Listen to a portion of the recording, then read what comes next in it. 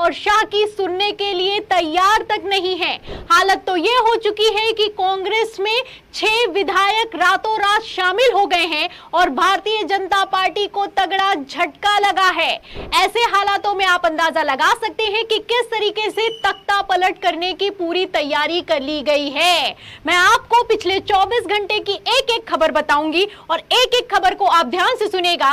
इससे आपको अंदाजा हो जाएगा कि खेला कितने चरम पर चल रहा है। सदन में खड़े होकर जहां एक तरफ अखिलेश यादव ने दावा किया है कि यह सरकार कुछ दिनों की मेहमान है, वहीं दूसरी तरफ क्या कुछ हो रहा है। सबसे पहले शुरुआत तेलंगाना से करते हैं। आप तस्वीर देख सकते हैं कि किस तरीके से प्रधानमंत्री नरेंद्र मोदी से तेलंगाना के मुख्यमंत्री रेवंत रेड्डी, जो कि राहुल गांधी के करीबी भी हैं, कल मीटिंग करते हैं। कल जब मीटिंग की तस्वीरें निकलकर सामने आती हैं तो अंध भक्तों की टोली से शेयर करते हुए कहती है कि तेलंगाना डोल रहा है। प्रधानमंत्री नरेंद्र मोदी से तेलंगाना के मुख्यमंत्री ने मुलाकात की है और रेवंत रेड्डी का बैकग्राउंड। अस्सलामु अलैकुम व रहमतुल्लाहि व बरकातुहू।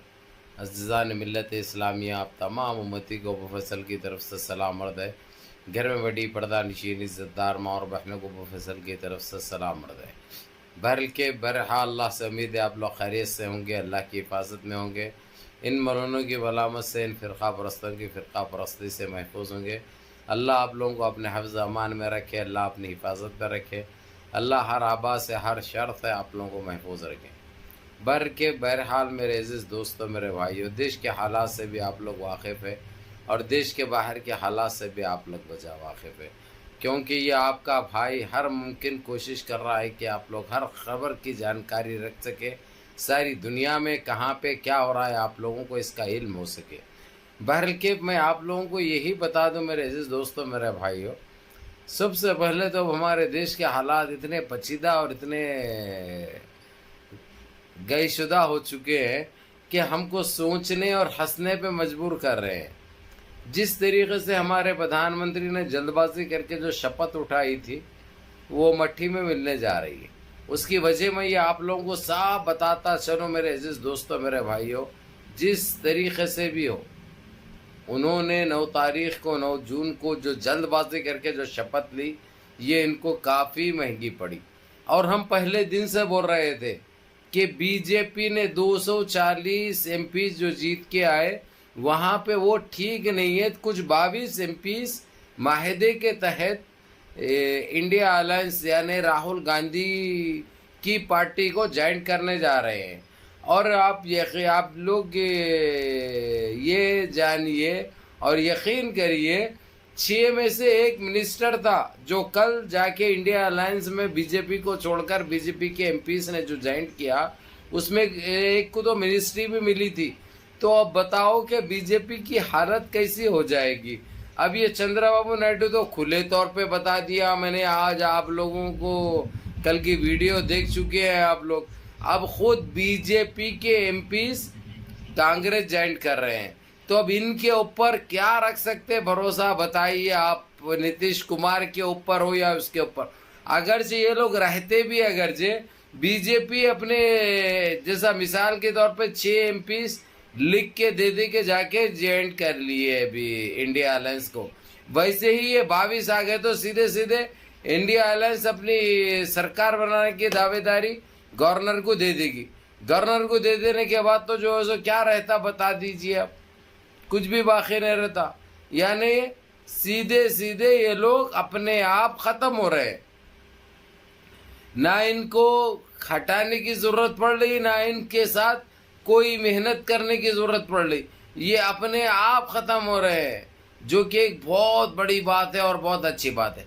तो मेरे अजीज दोस्तों, मेरे भाइयों, मेरी माँ और बहनों, इन्ना अल्लाह मअस साबिरीन, हमेशा सब्र करने वालों के साथ अल्लाह सुब्हानहू तआला की मदद रहती है और सब्र का फल हमेशा मीठा मिलता है। और अल्लाह की लाठी में आवाज़ नहीं होती, जब वो गरजती है ना ऐसे ही बरसती है। आज इन्हों खाली सरकार से हाथ नहीं धोएंगे, इन्हों इतने रुसवा हो रहे हैं, इतने जलील हो रहे हैं, इतने बदनाम हो रहे हैं, जो हम अल्फाजों में भी बयान नहीं कर सकते, जो अल्फाजों में भी बयान नहीं कर सकते, जो कि एक बहुत बड़ी बात होगी, एक ऐसी बात होगी कि हम सदियों में नहीं भूल सकते इस चीज़ को। अब रही बात, आप लोगों को तफसील तो बता दो मेरे अजीज दोस्तों, मेरे भाइयों, सारे एक साथ ज्वाइन नहीं कर सकते कांग्रेस को, इंडिया अलायंस को। 4-6 ज्वाइंट होने का है, जो कि पहली टुकड़ी जाके सीधा इंडिया अलायंस को ज्वाइंट हो चुकी है। ये थे बीजेपी के। अब बीजेपी के पास 234 बचे हैं। जो कांग्रेस जीत के आई थी, इंडिया अलायंस जीत के आई थी, वो हदफ अब एनडीए का होगा, बीजेपी का होगा है। और एनडीए के नीतीश कुमार के, चंद्रबाबू नायडू के मिला के वो पहुंचे थे 290, जो कि अब 6 खत्म हो चुके हैं, तो 284 पे आ चुके हैं उन्होंने।